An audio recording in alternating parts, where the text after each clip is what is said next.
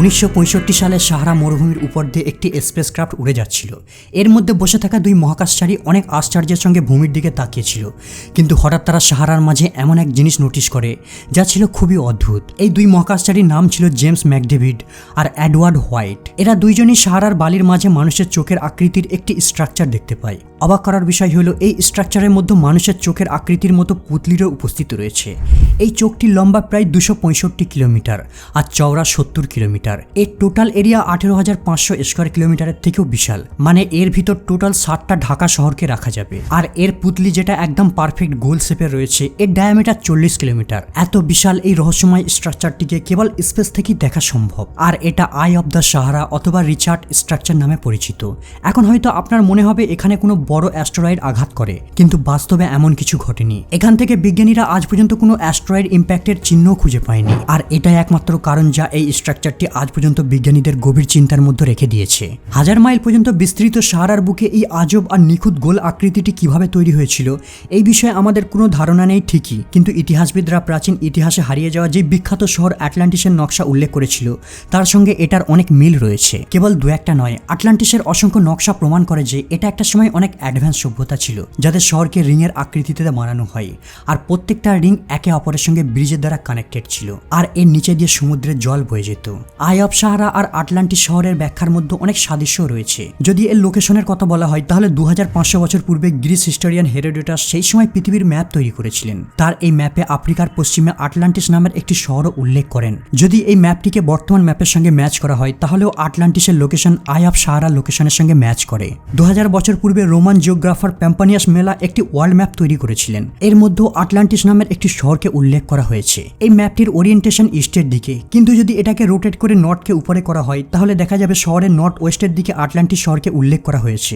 আবার একবার ম্যাপে আটলান্টিস শহরের লোকেশন আই অফ সাহারার সঙ্গে ম্যাচ করে যায়। রিচার্ড স্ট্রাকচারকে যদি ভূমি থেকে দেখা যায় তাহলে এর রিংস এতই বিশাল যে যদি কোনো ব্যক্তি এর মাঝে দাঁড়িয়ে থাকে তাহলে সে জানতেই পারবে না যে কোথায় দাঁড়িয়ে রয়েছে। কিন্তু এখান থেকে আর্কিওলজিস্টরা এমন কোনো আর্টিফ্যাক্ট বা কঙ্কালের সন্ধান পায়নি যা দ্বারা প্রমাণ করা যাবে যে কোনো এক সময় এখানে একটি উন্নত সভ্যতা বসতি গড়ে তুলেছিল। আবার অন্যদিকে পৃথিবীতে রিচার্ডের মতো দ্বিতীয় কোনো স্ট্রাকচারেরও সন্ধান পাওয়া যায়নি, আর এই কারণেই এটা সায়েন্টিস্টদের কাছে একটি রহস্য রয়ে গেছে। প্লেটোর মতে আফ্রিকার দক্ষিণ দিকে একটি মাউন্টেন রেঞ্জ রয়েছে, আর রিচার্ড স্ট্রাকচারকে যদি গুগল ম্যাপে দেখা যায় তাহলে এর মাউন্টেনের কাছে এই ধরনের বেশ কিছু লাইন্সও দেখা যাবে, আর এই লাইন্সগুলো 1000 বছর পূর্বে বয়ে যাওয়া নদীর কারণেই তৈরি হয়। আর এই বিশাল বৃত্তটির কাছে আজও কিছু কিছু জায়গায় স্প্রিং ওয়াটার দেখা যায়, আর এই কারণেই অনেকে মনে করেন আফ্রিকার সাহারাটি আটলান্টিসের অস্তিত্ব ছিল। সাহারা মরুভূমির total area 9 million square kilometre. Sahara এতটাই বড় যে এর মধ্যে 11টা দেশের অংশ রয়েছে। এই মরুভূমিটির সবথেকে ইন্টারেস্টিং জিনিস হলো মিশরে মজুদ সাদা মরুভূমি, যা দিনের বেলায় আর্কটিক রিজনের লুক দেয়। এর সাদা বালি আর সাদা লাইমস্টোনের ফর্মেশন দেখে মনে হবে যেন কেউ একে বিশেষভাবে শেপ দিয়ে খোদাই করে বানিয়েছে, কিন্তু আসল ফ্যাক্ট হলো লক্ষ বছর পূর্বে এই জায়গাটি সমুদ্রের তলদেশ ছিল।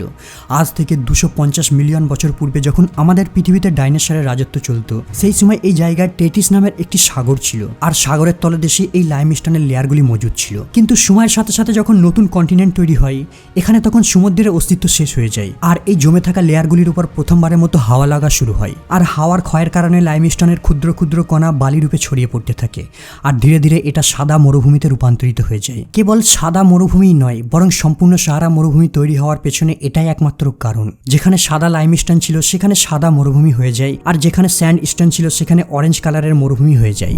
সাহারার এই আনলিমিটেড বালি দেখে মনে হবে এটা একটা অপ্রয়োজনীয় জিনিস, না একে কনস্ট্রাকশনের কাজে মিক্সচার বানানোর জন্য প্রয়োজন পড়ে, আর না রয়েছে এর অন্য কোনো প্রোডাক্টিভ ব্যবহার।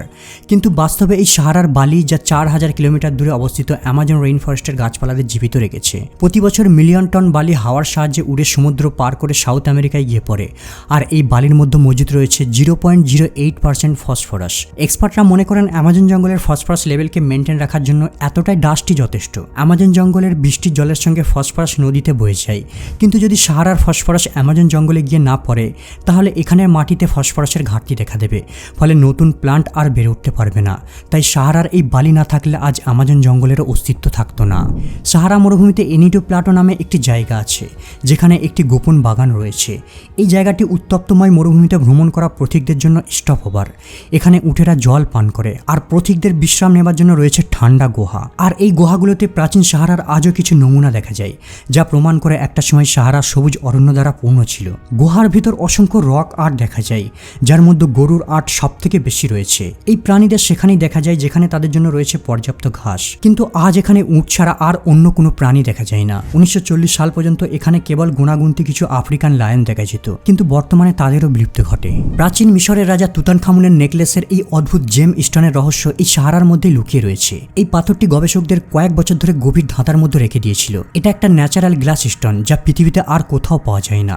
যখন গবেষকরা এই পাথরটির রহস্য সমাধান করতে ব্যর্থ হয়, তারা মনে করেছে হয়তো এই পাথরটি অন্য কোনো গ্রহ থেকে আসে, কিন্তু অনেক রিসার্চ করার পর জানা যায় এর উৎপত্তি সাহারায়। সাহারা লিবিয়ার কাছে এমন অনেক পাথর বালির উপর পড়ে আছে, আর এর কিছুটা দূরে 1000 ফিটের একটি ক্রেটার দেখতে পাওয়া যায়। গবেষকরা মনে করেন কোনো এক সময় এখানে বিশাল বড় উল্কা পতিত হয়েছিল, যার কারণে এই ক্রেটারটি তৈরি হয়। ডক্টর ফারুল আলবাজ অনেক গবেষণা করার পর তিনি মন্তব্য করেন যে কোনো এক সময় সাহারার এই জায়গাটি সবুজ অরণ্য দ্বারা পূর্ণ ছিল, এখানে নদীরও অস্তিত্ব ছিল, আর এই কাঁচটি প্রায় 10 মিলিয়ন বছর পুরাতন। তিনি আরও বলেন যে জায়গায় উল্কা পতিত হয়েছিল ওই জায়গাটি ছিল স্যান্ড স্টোনের পর্বত।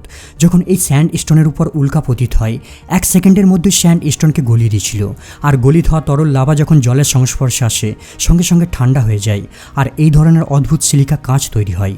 আর নদীর জলের স্রোতের টানে এগুলি 100 কিলোমিটার দূরে মানে লিবিয়ার কাছে চলে আসে। 2012 সালে পলিশ অয়েল কোম্পানির কিছু ওয়ার্কার সাহারার মাঝে একটি ভাঙা এয়ারক্রাফটকে দেখতে পায়। এই এয়ারক্রাফটে ছিল P-40 কিটি হোয়াক। 1942 সালে 24 জুন ফ্লাইট পাইলট ডানিশকোপ যখন সাহারার উপর দিয়ে মিশর যাচ্ছিল, হঠাৎ ফ্লাইটের ইঞ্জিন ব্যর্থ হয় আর এটা সাহারায় আছড়ে পড়ে। আর তারপর থেকে প্লেন আর প্লেনের পাইলট দুটোই গায়েব। আর্কিওলজিস্টরা দ্বিতীয় বিশ্বযুদ্ধে হারিয়ে যাওয়া এই প্লেনটির খোঁজকে তুতানখামুনের সমাধির খোঁজের সঙ্গে তুলনা করেন। এই এয়ারক্রাফটটি 70 বছর পর্যন্ত পারফেক্ট কন্ডিশনে ছিল। যেহেতু সাহারার এই জায়গাটি জনশূন্যহীন, তাই এখনো পর্যন্ত এটাকে কেউ টাচও করেনি।